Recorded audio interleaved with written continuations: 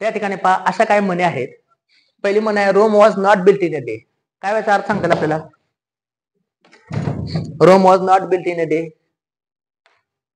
आता ऍक्च्युली आता इथं ह्याचा उल्लेख काय केला, रोमचा उल्लेख काय केला? तर रोम हे तुम्हाला माहिती आहे एक प्रसिद्ध आहे असं एक ठिकाण आहे. काय आहे ते? शहर आहे का कंट्री आहे का काय आहे? रोम एक शहर आहे आणि ते प्रसिद्ध शहर आहे. आणि त्या शहरामध्ये काय केलेलं, त्यानंतर बरेचसे शहर बाकी डेव्हलप झाले. आणि आपण संदर्भ घेताना सुद्धा कोणाचा घेतो? जे फेमस आहे त्यांचा. मग रोम हे फेमस शहर आहे म्हणून उल्लेख केला. Rome was not built in a day म्हणजे रोम एका दिवसात बांधून झालेला नाही, असा शब्दाचा अर्थ आहे. म्हणजे for doing good thing it takes a time. For doing good things are to accomplish any successful work it takes a time. एखादं काम यशस्वी करायचं असेल तर त्या ठिकाणी त्याला थोडा उशीर लागतो, त्याला थोडा वेळ लागतोच. मग मराठीमध्ये त्याला म्हण काय आहे की ताजमहल एका दिवसात बांधून झालेला नाही. मराठीत त्याला असे म्हणून वापरतो, ताजमहल एका दिवसात बांधून झालेला नाही. आता ताजमहलच का उदाहरण घेतलं तर ताजमहल हे प्रसिद्ध ठिकाण आहे म्हणून. किंवा त्याचा आपण अर्थ असा घेऊ शकतो की हळद पिऊन कोणी गोरी होत नाही, है ना. मराठीत म्हण आहे बघा तसं काय, ते ती हळदन हो गोरी. तसं हळद पिऊन की गोरी होत नाही म्हणजे याचा अर्थ काय की एखादी गोष्ट करण्यासाठी त्याला बराच दिवस त्याला कालावधी लागतो किंवा तूप खाऊन रूप येत नाही. एखाद्याने ठरवलं, एखादा पिक्चर बघून आला वगैरे एखादा आणि त्याला वाटलं की का ना आता उद्यापासून आपल्याला आपली पण 6 पॅक बॉडी झाली पाहिजे आणि लगेच त्यानं 2-2 लिटर दूध प्यायला सुरुवात केली, त्याला ते पसणार नाही. त्याच्या उलट्या होतील वगैरे, तो गडागडा लोळल वगैरे, किंवा म्हणजे त्याला ते एवढं होणार नाही. त्याला स्टेप बाय स्टेप गेला का त्याला ते हे करू शकतो. तसं एखादी गोष्ट करण्यासाठी तुम्हाला बरेच दिवस कालावधी द्यावा लागतो, बरेच दिवस तुम्हाला मेहनत घ्यावी लागते. लगेच एखादी गोष्ट मिळत नाही. पहिलवान एका दिवसात होता येत नाही, बॉडी बिल्डर एका दिवसात होता येत नाही, किंवा फायटर एका दिवसात होता येत नाही, किंवा एखादं मोठं काम लगेच होत नाही, असा शब्दाचा अर्थ आहे. While in Rome do as Romans do. अगदी बरोबर, देश तसा वेश. म्हणजे we should adjust with the surrounding, we should have to compromise with the atmosphere. जसं वातावरण असेल तसं आपल्याला कधी कधी बदलावं लागतं बा. ज्याप्रमाणे म्हणतात काय, जसं पाण्यात राहून माशाची वैर करू नये असे एक म्हण आहे बघा, पाण्यात राहून माशाची वैर करू नये. तसं ज्या ठिकाणी आपण जाऊ त्या ठिकाणी आपल्याला तसलं वातावरणाशी आपण हे झालं पाहिजे. एखाद्या ठिकाणी नवीन शहरामध्ये गेला तर आपल्याला टेहणी करावी लागते, ते शहर कसं आहे, तिथं बाजारपेठ कशी आहे, तिथे कशा प्रकारचे लोक आहेत, आपण कशा प्रकारचं वागलं पाहिजे, सो अँड सो. मग असे म्हण सांगितले मी, स्टील वॉटर्स रन डीप. मग असे म्हण सांगितले होते, शॅलो वॉटर्स मेक्स नॉइज किंवा empty vessels make the most sound. उतर पाण्याला खळखळाट फार, किंवा जे रिकामं भांड असतं ते जास्त आवाज करतं. त्याचे अपोजिट आहे, जे पाणी स्थिर असतं किंवा जे पाणी खोल असतं ते स्थिर वाहतं, किंवा स्थिर वाहणारं पाणी खोल असतं किंवा खोल पाणी असतं ते स्थिर वाहतं.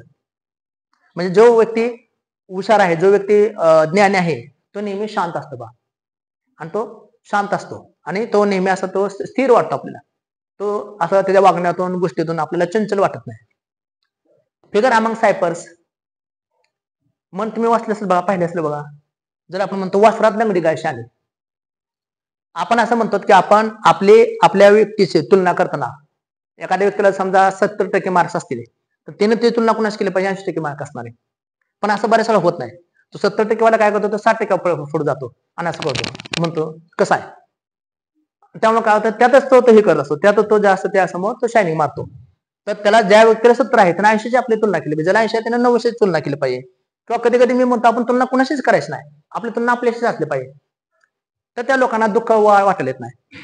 कधी कधी काय होतं, जसं ग्रीड म्हणतो ना आपण, जसं आपल्याला जे अपेक्षा असतात ते दुःखाला कारणीभूत असते. तसं आपण इतरांशी तुलना करतो लगेच.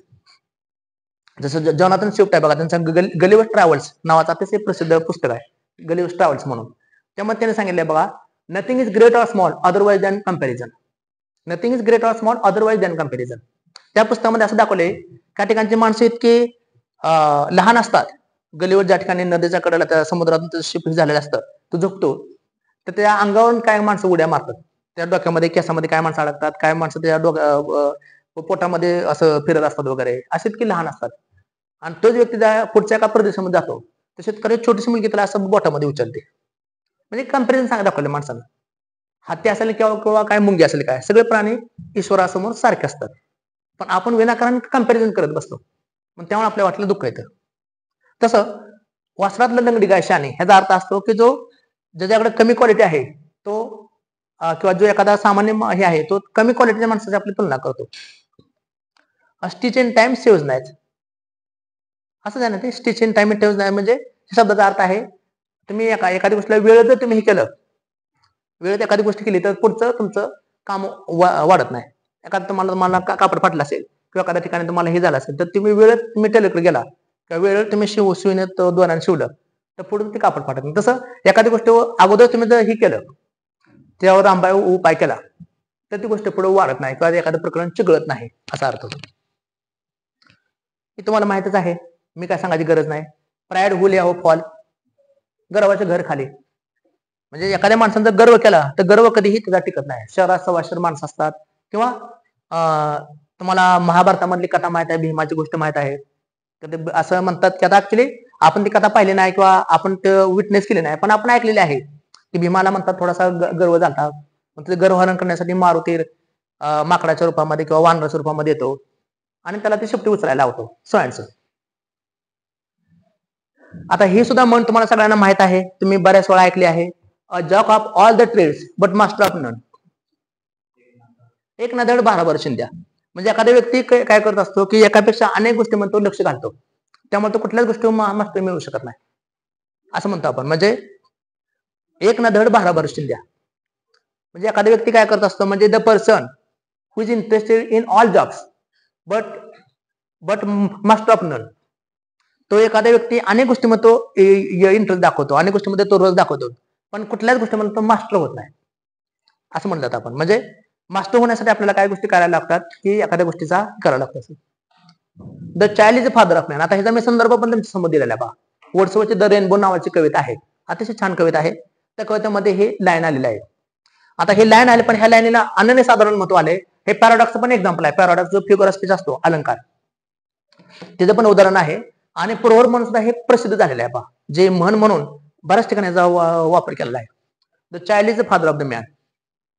तर हे वर्ड्सवर्थची रेनबो नावाची कविता आहे, त्या कवितेमध्ये संदर्भ आलेला आहे. Actually we know that it is not possible for the child to be the father of the man.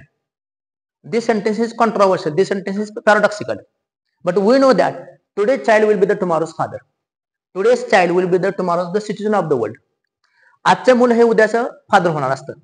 आपण काय म्हटलंय की लहान मुले मनुष्याचे वडील असतात. तर बघितलं आपल्याला हे सेंटेन्स कसं वाटतं, अपसर्ड वाटते, अपसर्ड वाटते की त्या सेंटेन्सला कायच अर्थ नाही.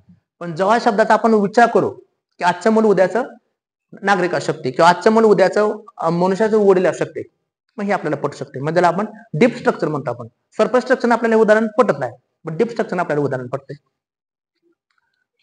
किंवा मराठीमध्ये आपलं इंग्लिशमध्ये पण एक त्याला प्रोवर्ब आहे बघा, coming events cast their shadows before. Coming events cast their shadows before. आलेल्या घटना असतात त्या घटनाचे पडसाद पुढे उमटत असतात. म्हणजे मुलाचे पाय पाळण्यात दिसतात. मराठीत अर्थ काय, मुलाचे पाय पाळण्यात दिसतात. आता हे पण एक अलेक्झांडर पोप यांचं फेमस आहे बा, फेमस वाक्य आहे. सेटनेच्या एक्झामला, एमपीएससीच्या एक्झामला बऱ्याच वेळा हे वाक्य येऊन गेलेलं आहे sentence. To err is human to forgive divine. म्हणजे चूक करणे हा मानवाचा गुणधर्म असतो, तर त्याला क्षमा करणे हा ईश्वराचा गुण असतो. मनुष्य चूकच करत असतो. तसं आपण पाहिलं असेल बऱ्याचशा गोष्टीपासून. तुम्ही जर बायबलचा संदर्भ पाहिला असेल, ऑफ मॅन्स फर्स्ट डिसऑबिडियन्स, मिल्टनची कविता आहे पॅराडाइज लॉस्ट मधली. तर मनुष्य पहिल्यापासून चुकाच करत आलेला आहे असं त्यांचं म्हणणं आहे, पण त्याला ईश्वरच फक्त त्याला माणसाला क्षमा करू शकतो, असा त्या वाक्याचा अर्थ आहे. To err is human to forgive divine. म्हणजे थोडक्यात काय, बायबल म्हणजे एक तत्व सांगितलं बघा, रिपेंटन्स लीड्स टू सॅल्वेशन. पश्चाताप हाच माणसाला मुक्तीकडे घेऊन जातो. तसं एखाद्या गोष्टीमध्ये आपण जर स्वतः कन्फ्युशन केलं तर आपल्याला मुक्ती सहज मिळू शकते, मोक्षाकडे आपण जाऊ शकतो. To err is human to forgive divine म्हणजे it is about all humankind. सगळ्या मनुष्याबद्दल सांगितले त्याने. अनेक मनुष्य असतात की ज्या मनुष्यामध्ये अशा प्रकारचे गुण असतो की जे काय करत असतात ते अशा प्रकारचे त्या माणसांना सांगत असतात. आणि शेवटचं वाक्य बघा, ऍज द मॅन स्पीक्स और ऍज द मॅन स्पीच. आता खरं वाक्य असं बघा, as man's speech so easy, पण मी असं दिले as the man speaks so easy. हे सॉक्रेटिसचं उदाहरण आहे. सॉक्रेटिस म्हणतो की जसा माणूस बोलतो तसा तो असतो, बोले तसा चाले त्याचे वृंदावे पावले, असं म्हणतो आपण नाही का. तर जसा माणूस असतो, जसा माणूस बोलतो तसा तो माणूस असतो.